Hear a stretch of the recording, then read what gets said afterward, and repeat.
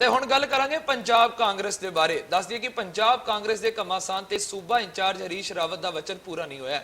ਰਾਵਤ ਨੇ ਦਾਅਵਾ ਕੀਤਾ ਸੀ ਕਿ ਵੱਧ ਤੋਂ ਵੱਧ 10 ਜੁਲਾਈ ਤੱਕ ਪੰਜਾਬ ਕਾਂਗਰਸ ਨੂੰ ਲੈ ਕੇ ਪੂਰੀ ਤਸਵੀਰ ਸਾਫ਼ ਹੋ ਜਾਵੇਗੀ, ਪਰ ਅਜਿਹਾ ਨਹੀਂ ਹੋਇਆ ਤੇ ਸ਼ਨੀਵਾਰ ਨੂੰ ਪੂਰਾ ਦਿਨ ਚਰਚਾਵਾਂ ਦਾ ਦੌਰ ਚੱਲਦਾ ਰਿਹਾ, ਪਰ ਦੇਰ ਰਾਤ ਤੱਕ ਕਾਂਗਰਸ ਹਾਈ ਕਮਾਂਡ ਵੱਲੋਂ ਕੋਈ ਫੈਸਲਾ ਨਹੀਂ ਸੁਣਾਇਆ ਗਿਆ ਤੇ ਮਲਿਕਾਰਜੁਨ ਖੜਗੇ ਦੀ ਕਮੇਟੀ ਨੇ ਮੁੱਖ ਮੰਤਰੀ ਅਮਰਿੰਦਰ ਸਿੰਘ ਨੂੰ 18 ਨੁਕਤਿਆਂ ਦਾ ਦਸਤਾਵੇਜ਼ ਫੜਾਉਣ ਤੋਂ ਬਾਅਦ ਅਤੇ ਮੁੱਖ ਮੰਤਰੀ ਦੀ ਕਾਂਗਰਸ ਪ੍ਰਧਾਨ ਸੋਨੀਆ ਗਾਂਧੀ ਨਾਲ ਮੁਲਾਕਾਤ ਤੋਂ ਪਹਿਲਾਂ ਤੱਕ ਚਰਚਾਵਾਂ ਦੌਰ ਇਹੀ ਸੀ ਕਿ ਪੰਜਾਬ ਨੂੰ ਲੈ ਕੇ ਕਾਂਗਰਸ ਪ੍ਰਧਾਨ ਸੋਨੀਆ ਗਾਂਧੀ ਦਾ ਫੈਸਲਾ ਵੱਧ ਤੋਂ ਵੱਧ 10 ਜੁਲਾਈ ਤੱਕ ਆ ਜਾਵੇਗਾ ਤੇ ਹਰੀਸ਼ ਰਾਵਤ ਨੇ ਤਾਂ ਕਿਤੇ ਤੱਕ ਇਹ ਵੀ ਕਹਿ ਦਿੱਤਾ ਸੀ ਕਿ ਮਲਿਕਾਰਜੁਨ ਕਮੇਟੀ ਦੀ ਜੋ ਰਿਪੋਰਟ ਬਣਾਈ ਗਈ ਹੈ ਉਹ ਬੇहद ਵਿਸਥਾਰਪੂਰਵਕ ਹੈ ਅਤੇ ਹੁਣ ਕਾਂਗਰਸ ਪ੍ਰਧਾਨ ਇਸ ਤੇ ਠੋਸ ਫੈਸਲਾ ਲਵੇਗੀ ਤੇ ਇਸੇ ਤੇ ਸਾਰੀ ਜਾਣਕਾਰੀ ਦੇਣ ਲਈ ਸਾਡੇ ਨਾਲ ਸਾਡੇ ਪੱਤਰਕਾਰ राहुल गौतम जुड़ चुके हैं। जी राहुल, क्या सारी जानकारी आ रही है कि बताया चर्चाएं चल रही थी कि 10 तारीख को इस पे फैसला आएगा, पर 10 तारीख निकल चुकी है, अभी भी चर्चा सिर्फ चर्चा ही रह गई है।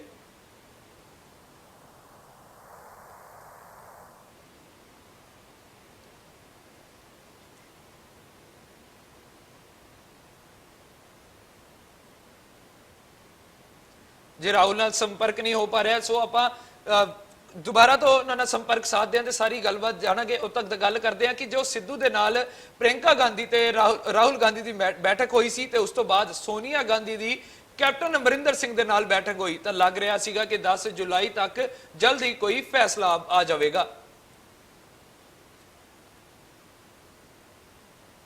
ਪਰ 10 ਜੁਲਾਈ ਜੋ ਬੀਤੇ ਕੱਲ ਨਿਕਲ ਚੁੱਕੀ ਹੈ ਉਸ ਦੇ ਉੱਤੇ ਕੋਈ ਫੈਸਲਾ ਨਹੀਂ ਆਇਆ ਹੈ।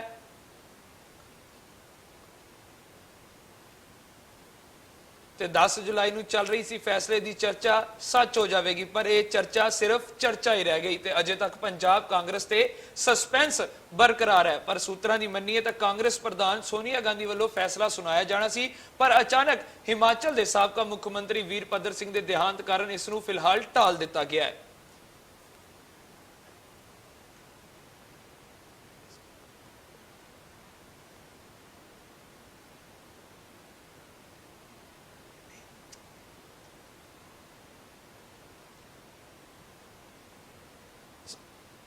तो साडे नाल साडे पत्रकार राहुल गौतम जुड़ चुके हैं। जी राहुल, क्या इसके बारे में जानकारी निकल के आ रही है कि बताया जा रहा था, चर्चा चल रही थी कि 10 जुलाई को कोई ना कोई फैसला आएगा, पर यह चर्चा सिर्फ चर्चा में ही रह गई।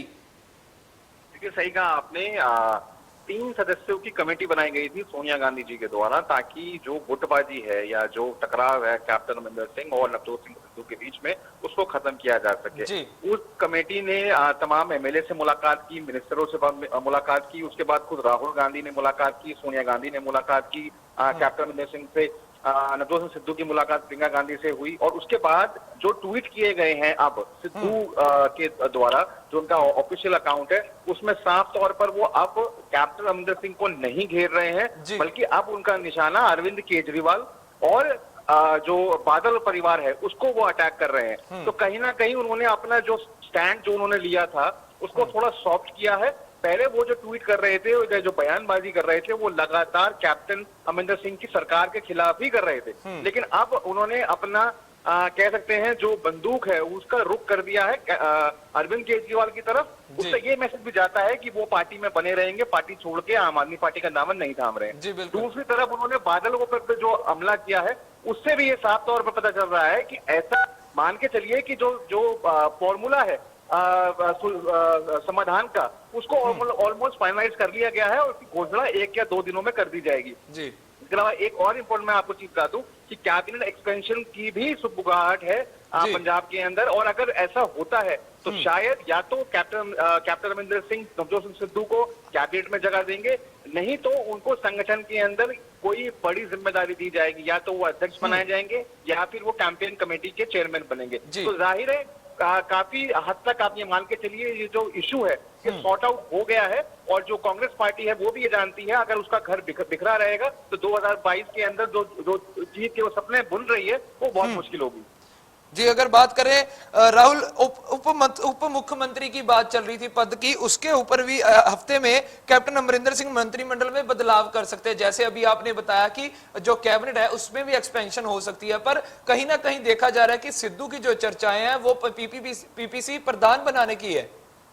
बिल्कुल सही कहा आपने। देखिए अगर वो प्रधान बनते हैं या पीसीसी के चीफ बनते हैं, जी। तो जो टिकटों का वितरण है, जो सबसे अहम काम है, जो टिकट बांटने का काम है, वो उनके हाथ में आ जाएगा और वो फिर अपनी मुताबिक या अपनी मर्जी के हिसाब से अपने लोगों को चुनाव लड़वा सकते हैं। जी। देखिए एक बात आप ये समझ के चलिए कि 2022 का जो चुनाव है वो कांग्रेस पार्टी क्लियर कर चुकी है कि उसमें कैप्टन अमरिंदर सिंह को एज ए सीएम प्रोजेक्ट नहीं किया जाएगा। तो अगर नवजोत सिंह सिद्धू पीसीसी प्रेसिडेंट बनते हैं और उनके जो उम्मीदवार हैं वो जीत कर आते हैं, तो आप ये मान के चलिए कि सिद्धू के का जो सपना है कांग्रेस का कैप्टन बनने का या फिर पंजाब का मुख्यमंत्री बनने का, वो भी पूरा हो सकता है। तो जाहिर है ये बहुत अहम जिम्मेदारी है। अगर ऐसा होता है तो ये आप ऐसे मान के चलिए कि जो पूरा टकराव हुआ था कैप्टन अमरिंदर सिंह और सिद्धू के बीच में, उसमें कहीं ना कहीं सिद्धू की जीत हुई है। पर कहीं ना कहीं हम देख भी सकते हैं कि सिद्धू का जो स्टैंड था वो सॉफ्ट होता हुआ नजर आ रहा है। बिल्कुल सही कहा आपने। जो उनका स्टैंड था वो पहले आप जानते हैं वो कितना हमलावर रुख अपनाए हुए थे और उन्होंने लगातार ट्वीट किए, सरकार के खिलाफ बयान दिए।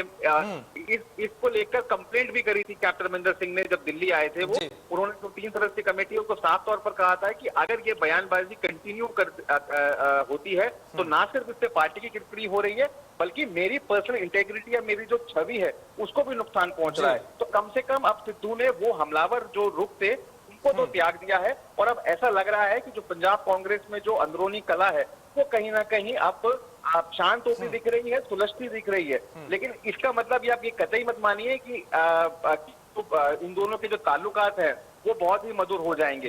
ये जो एग्रीमेंट है, ये एग्रीमेंट सिर्फ चुनावों की वजह से हो रहा है। अदरवाइज आप जानते हैं कि जो सिद्धू हैं या जो कैप्टन अमरिंदर सिंह है, उनके बीच में बहुत ज्यादा दूरियां हैं और उसको पाट पाना बहुत ज्यादा मुश्किल है। ये जो एग्रीमेंट हो रहा है ये सिर्फ चुनावों की वजह से हो रहा है क्योंकि पार्टी जानती है अगर ये दोनों बड़े नेता एक दूसरे से लड़ते रहेंगे तो 2022 के अंदर चुनावी राह बहुत मुश्किल होगी। बिल्कुल सही बात है। राहुल, एक और बात मैं आपसे पूछना चाहूंगा कि चर्चा चल रही है कि हरीश रावत को भी पंजाब का इंचार्ज से हटाया जा सकता है, कोई बदला जा सकता है इंचार्ज भी।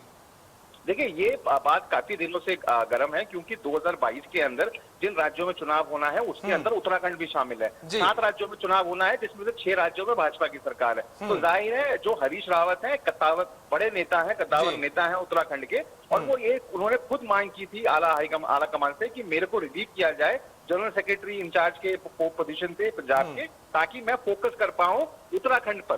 क्योंकि आप जानते हैं उत्तराखंड के अंदर भाजपा 3 मुख्यमंत्री बदल चुकी है और कहीं ना कहीं कांग्रेस को ये लगता है कि जिस तरीके की गवर्नेंस उत्तराखंड के अंदर हुई है वहां पर कांग्रेस की वापसी मुमकिन है। इसीलिए जो हरीश रावत हैं वो चाहते हैं कि वो अपना सारा का सारा टाइम उत्तराखंड को डिवोट करे। इसलिए उन्होंने खुद अपने इस पद को छोड़ने की पेशकश की आला कमान को। अभी इस पर डिसीजन नहीं हुआ है, लेकिन अगर ऐसा होता है तो आप ये मान के चलिए कि इसमें भी फिर राजनीति होगी क्योंकि कौन नया व्यक्ति आता है, इसके संबंध किसके साथ अच्छे हैं, सिद्धू के साथ अच्छे हैं या कैप्टन के साथ अच्छे हैं, और फिर जो टिकटों का वितरण होगा उसमें भी वो लीडर कॉल लेगा। तो वो भी एक बहुत अहम जिम्मेवारी होगी। देखना होगा कि पार्टी किसको लेकर आती है इस कांटे भरो ताज मैं तो कहूंगा इस वक्त पहनने के लिए।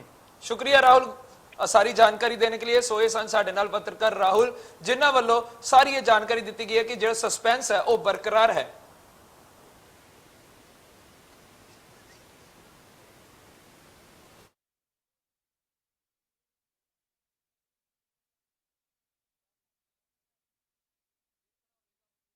की आंदा अगे